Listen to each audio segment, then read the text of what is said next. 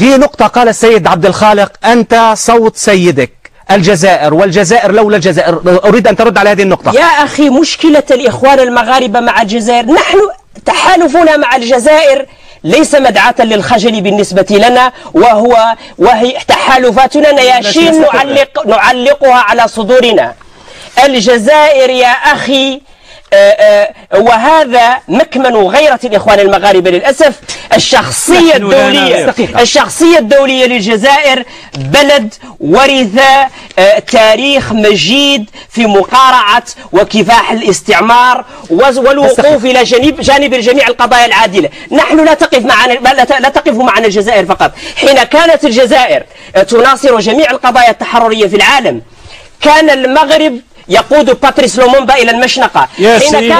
حين كان الملك الحسن الثاني يبث بالمباشر إلى الموساد جلسات العربية، كانت الجزائر تقول أنها مع فلسطين ظالمة ومظلومة.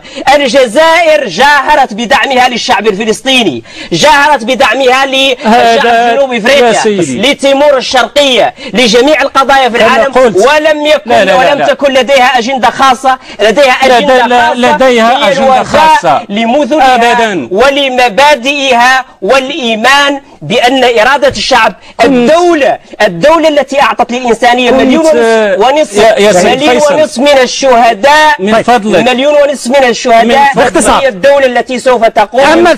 أما التحالف نقطة باختصار مشان أعطي السيد حسن. ماذا تريد أن تقول؟ يعني أنت فخور بأن تحتضنك الجزائر، وتريد أن تقول من يتحالف مع المغرب، يعني ماذا تريد أن تقول؟ بطبيعة الحال أنا فخور بتحالف الشعب الصحراوي مع الجزائر، ولكن ذلك مدعاة للفخر. أو تفخر أنت بتحالف المغرب مع إسرائيل؟ أبدا يا سيدي. المغرب أعطيك هذه هي رسالة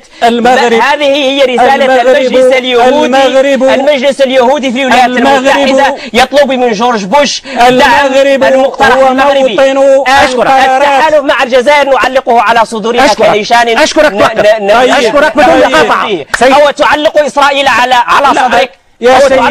على صدرك؟ هذا سؤال أرجوك بس سيد الحسن بدون مقاطعة أن ترد على هذا الكلام. يقول لك يعني لماذا تعيرونها بالموقف الجزائري؟ لماذا لا يعيرك بإسرائيل وبأن إسرائيل تدير المغرب؟ اسمح لي أنا سأرد، لكن أطلب، وأمرهم شورى بينهم يعني كما يقول.